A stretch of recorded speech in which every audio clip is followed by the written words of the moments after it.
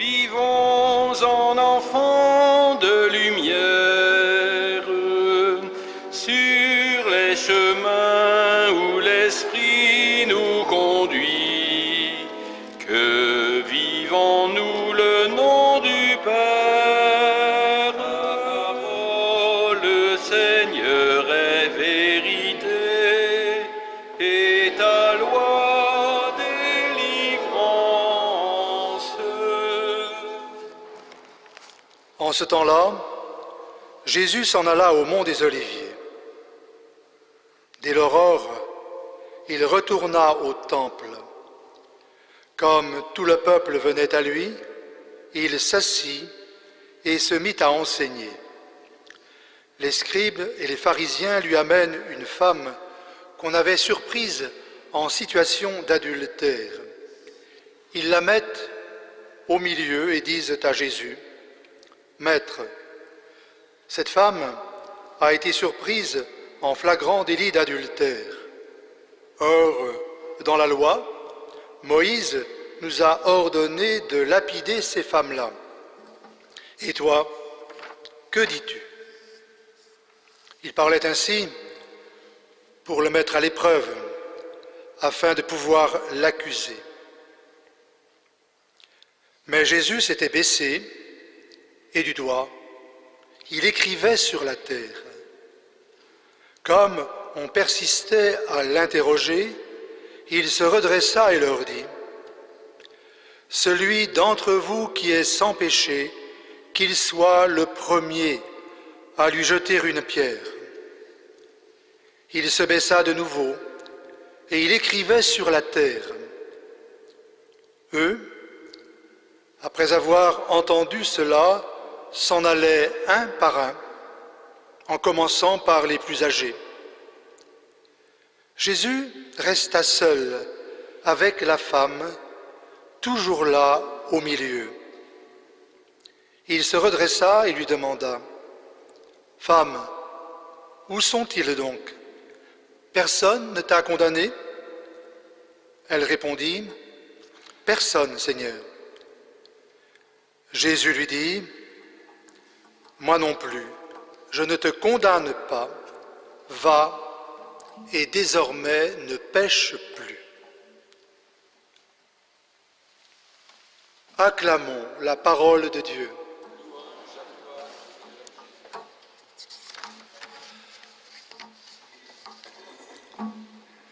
Les évangiles dessinent discrètement la personnalité de Jésus.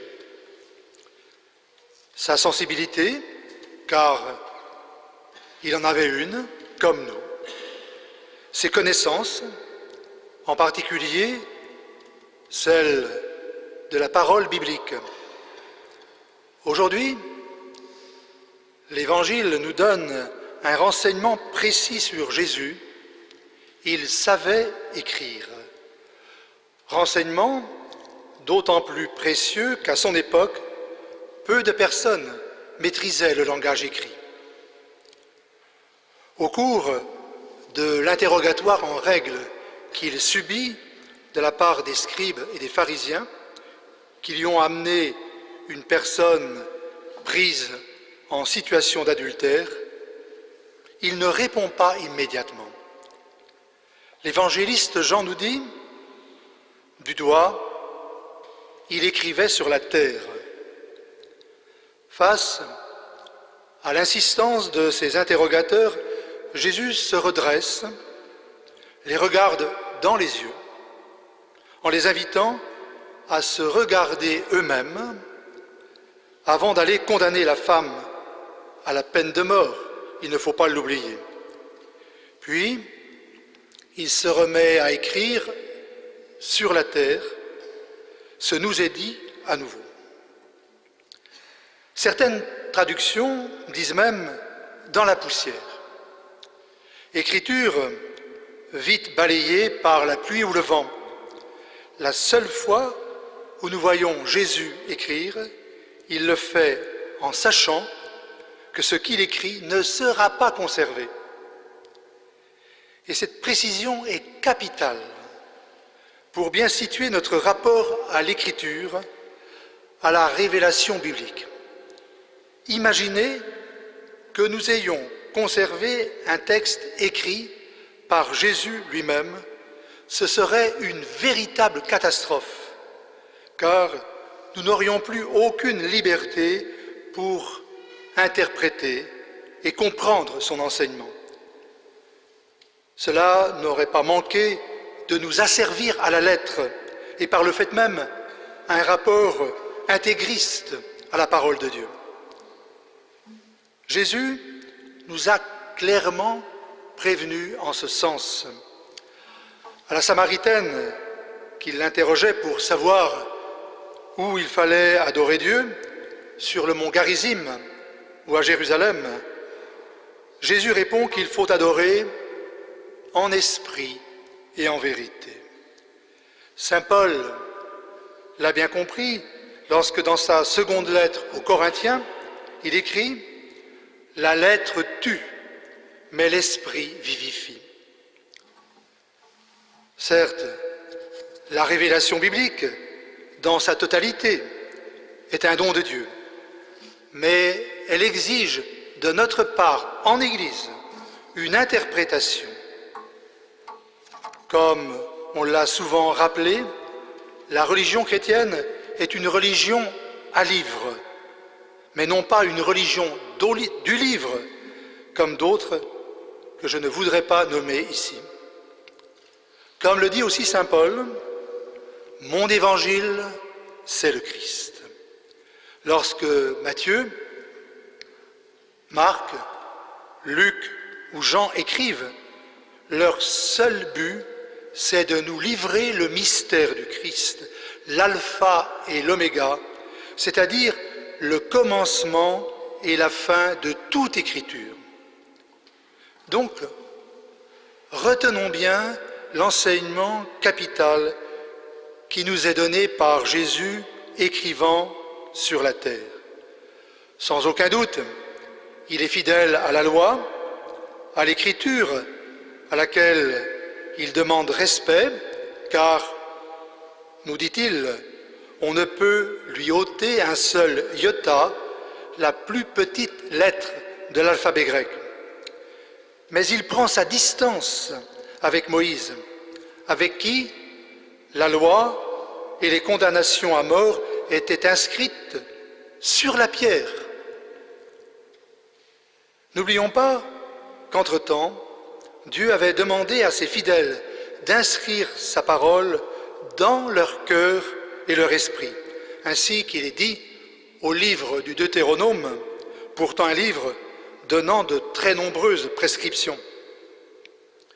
Jésus, en refusant de condamner la femme adultère, ainsi que lui demandait la loi, a bien compris le message d'Isaïe qui nous a rappelé dans la première lecture que Dieu fait toutes choses nouvelles, ce qui permet à Paul d'écrire aux Philippiens avec une audace incroyable que nous ferions bien de retenir. Je considère tout comme des ordures afin de gagner un seul avantage, le Christ. Paul a été refait à neuf. C'est cette expérience qu'il veut nous partager en se laissant totalement envahir par le Christ. Après l'épisode du chemin de Damas, qui l'a renversé à terre dans tous les sens du terme, il s'est laissé, c'est son expression, saisir par le Christ, s'est laissé toucher par le Christ. C'est ainsi qu'il a vécu en vérité l'autre expérience fondamentale, celle de la résurrection. Lorsque, dans l'évangile que nous venons d'entendre, il nous est dit que Jésus se redresse pour regarder la femme et lui pardonner, il annonce sa propre résurrection.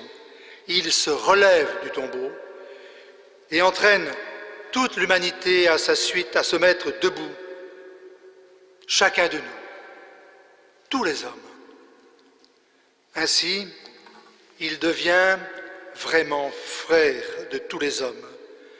nous appelons à vivre cette même fraternité. Au cours des 5 dimanches de Carême, nous vous avons invité à mieux comprendre le sens de ce mot. Frères, parce que fils d'un même Père, tous égaux en Jésus-Christ, comprenant qu'il n'y a pas de vie fraternelle sans pardon, sans correction fraternelle et sans partage. Aujourd'hui, nous en sommes arrivés à ce dernier aspect et je voudrais vous citer un passage de la très belle encyclique du pape Benoît XVI, « Dieu est charité ». Je le cite. La charité n'est pas pour l'Église une sorte d'activité d'assistance sociale qu'on pourrait laisser à d'autres, mais elle appartient à sa nature. Elle est une expression de son essence même, à laquelle elle ne peut renoncer. Ce que nous rappelle la première préface du Carême comme l'une de ses exigences, témoigner plus d'amour pour le prochain. Je tiens à remercier notre communauté paroissiale qui s'investit dans cette mission de charité rappelée par Benoît XVI, par les cadis de Saint-Pierre, l'équipe Solidarité Saint-Pierre, l'accueil et l'aide donnée aux étrangers et à toute personne en difficulté. Mais que notre regard et notre cœur soient toujours vigilants. J'aimerais terminer en vous citant ce texte magnifique du père Paul Baudiquet, qui a su allier méditation évangélique et contemplation esthétique à partir de l'œuvre de Rembrandt. Je cite : « Si nous étions frères, nous saurions respecter les difficultés des autres à s'aimer eux-mêmes. Nous serions sans dureté et sans arrière-pensée devant les échecs qui ont le visage d'un inviolable et douloureux secret. Nous saurions respecter davantage distance et différence comme les chemins obligés d'une possible rencontre. Soyons-en intimement convaincus, la rencontre est toujours possible, donc la fraternité toujours possible. Amen.